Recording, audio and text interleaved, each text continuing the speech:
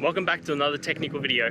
Today I'll be going through your question, answering it, and hoping finding that solution that you're looking for. Guys, remember to stay just a little bit crazy just like me and work through to that resolution. Now let's continue on.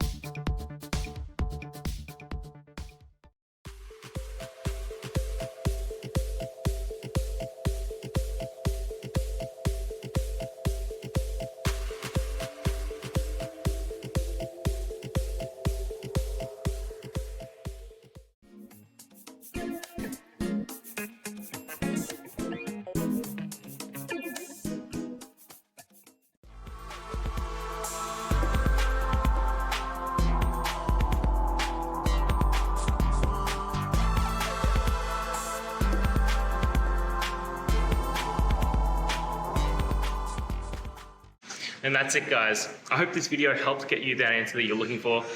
Now, I'll see you next time. Please subscribe for more question and answer videos. And if you have any more, please just shoot them through in the comments. Have a good one.